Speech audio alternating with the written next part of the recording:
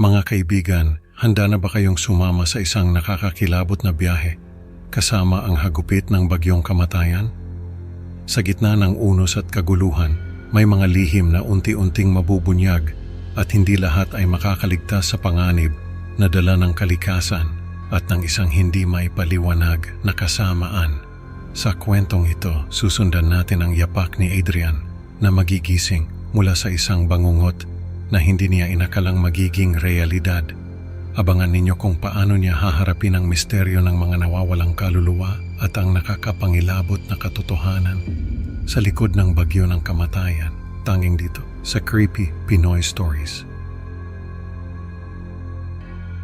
Sa isang maliit na unit sa isang mataas na gusali sa Makati, biglang nagising si Adrian sa ingay ng balita mula sa isang lumang radyo. Malakas na bagyo paparating sa Metro Manila, babala ng mga reporter. Tumayo siya at dahan-dahang lumapit sa bintana. Kitang-kita niya ang mga punong hinahampas ng malakas na hangin at ang kalangitang unti-unti nang nagdidilim. Agad niyang sinimula ng paghahanda. Naglagay siya ng masking tape sa mga bintana para proteksyon sa posibleng pagkasira. Inayos niya ang mga gamit sa balkonahe, mga paso at upuan para hindi tangayin ng hangin. Sa gitna ng kanyang pag-aasikaso, may kumatok sa pinto. Si Mang Ernie, hingal na hingal at mukhang balisa. Adrian, masamang balita. Yung pamilya ni Mang Cardo, patay lahat. Si Clara, yung yaya, nawawala. Ani Mang Ernie, ang boses niya ay nanginginig. Habang patuloy ang paghampas ng hangin sa mga bintana, naupo si Adrian sa isang sulok at parang bumalik sa nakaraan.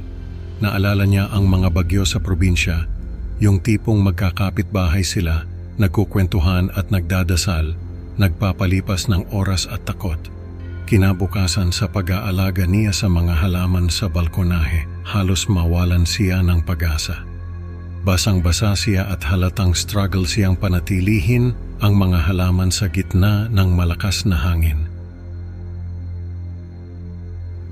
Nagulat siya nang bumisita ulit si Mang Ernie na ngayon ay basang-basa na rin at mukhang mas lalo pang nag-aalala. Adrian, punta tayo sa barangay hall. Baka may tulong silang maibigay at malaman natin kung kumusta na ang iba, mungkahi ni Mang Ernie. Ano kaya ang susunod na mangyayari sa barangay hall? At paano haharapin ni Adrian ang mga susunod na pagsubok na dala ng bagyong ito? Sa barangay hall, sinalubong sila ng mga nakabulagtang bangkay ni Mang Tonyo, ang barangay tanod at ni Clara na may mga kakaibang sugat. Nakakalat ang mga gamit at papeles at ang ilang upuan ay tumaob, tanda ng isang kaguluhan. Nanginginig sa takot, nag-usap sina Adrian at Mang Ernie. Anong nangyari dito, Mang Ernie? Tanong ni Adrian, hindi makapaniwala sa nakikita. Hindi ko alam, pero kailangan nating humingi ng tulong. Sagot ni Mang Ernie. Ang boses niya ay nanginginig. Nagpasya silang humingi ng tulong sa pinakamalapit na istasyon ng pulis, ngunit napansin nilang hindi na gumagalaw ang trapiko at ang mga sasakyan ay naipit sa putik at baha. Walang signal, patay ang mga ilaw, paano na to? Pulong ni Adrian habang pinipilit niyang magkaroon ng koneksyon sa kanyang cellphone. Sa kanilang paglalakad pabalik, napansin nila ang kakaibang katahimikan sa paligid na parang lahat ng tao ay naglaho kasabay ng paghampas ng malakas na ulan at hangin. Parang ghost town na to, Mang Ernie, sabi ni Adrian. Ang kanyang mga matay nagmamasid sa paligid. Umaasang may makita siyang senyales ng buhay. Ngunit wala, tanging ang hampas ng ulan at ang hagunot ng hangin ang kanilang naririnig. Dahil sa kawalan ng masisilungan, inalok ni Mang Ernie si Adrian na sumama sa kanyang bahay, kung saan naroon si Aling Sioni, ang kanyang asawa, para sa mas ligtas na kanlungan. Halika na, Adrian, mas ligtas tayo doon. Aya ni Mang Ernie ang kanyang mga matay puno ng pag-aalala. Nagimpake si Adrian ng ilang mahahalagang gamit gaya ng flashlight, kandila at mga dilatang pagkain at nagtungo sana sa bahay ni Mang Ernie, ngunit sa sobrang pagod at epekto ng ininom na alak, nakatulog siya ng mahimbing sa sahig ng kanyang sala. Habang siya'y natutulog, hindi niya alam na ang gabi ay magdadala ng mas marami pang kakaibang pangyayari na susubok sa kanyang katatagan. Ano ang naghihintay kay Adrian sa kanyang paggising? Nagising si Adrian sa isang katahimikang nakabibingi. Ang klase ng katahimikang hindi pangkaraniwan sa gitna ng isang bagyong nagngangalit. Sa kanyang pagbangon, napansin niyang may kakaiba sa tubig na iniimbak niya. Lumulutang ang mga dahon at putik sa ibabaw nito. Kontaminado na, kinilabutan siya, hindi lang dahil sa lamig ng hangin na pumapasok sa siwang ng bintana, kundi dahil sa takot na baka may mas malalang nangyari sa labas ng kanyang 4 na sulok. Walang oras para magmukmok, dali-dali siyang nagbihis at nagtungo sa bahay ni Mang Ernie. Umaasang doon ay may ligtas na kanlungan.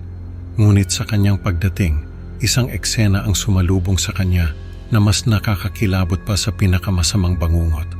Nakahandusay sa sala sina Aling Sioni at isang hindi kilalang lalaki, parehong may mga sugat na katulad ng nakita niya kay Clara. Nasaan si Mang Ernie? Habang nagpapanik at naglilibot sa bahay, napansin ni Adrian ang mga yapak na puno ng putik na parang inukit sa sahig. Nagmula ito sa labas papasok ng bahay. Sinundan niya ito ng tingin, ngunit bigla na lang itong nawala, parang bula, sa gitna ng sala.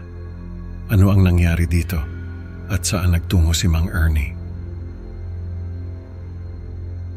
Habang lumalakas ang hangin at bumubuhos ang ulan, may mas malaking bagyo pa palang darating sa buhay ni Adrian.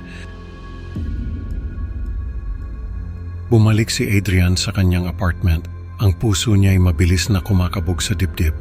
Kinakabahan at hindi alam ang susunod na mangyayari. Nagkulong siya sa kanyang kwarto. Nagtayo siya ng mga barikada sa pinto at bintana. Nag-iisip ng paraan kung paano makakaligtas sa kung anumang nasa labas na nagdulot ng ganitong kaguluhan. Sa gabing iyon, habang patuloy ang bagsik ng bagyo, isang anino ang lumitaw sa bintana ng kanyang kwarto. Si Mang Ernie, ngunit hindi na ito ang Mang Ernie na kilala niya. Ang mga mata nito'y puno ng galit at ang katawan ay nababalutan ng alikabok at putik. Tila hindi na ito tao, kundi isang nilalang na hindi maipaliwanag.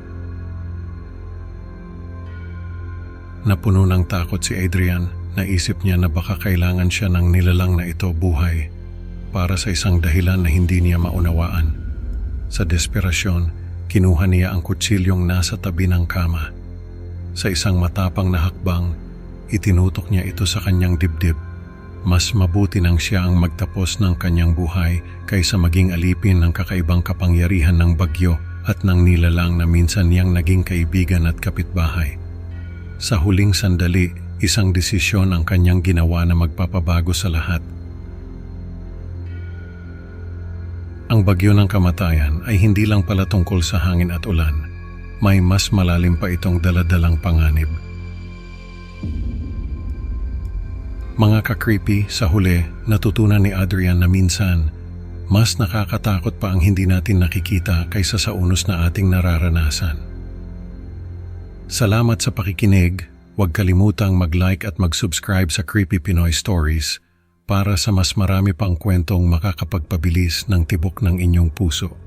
Excited na ako makasama kayo sa susunod na upload. At bago ko kayo iwan, tandaan, sa susunod na may kumatok sa inyong pinto habang may bagyo, mag-isip muna bago buksan. Baka hindi lang hangin ang papasukin ninyo. Hanggang sa muli mga ka-creepy, mag-ingat lalo na sa dilim.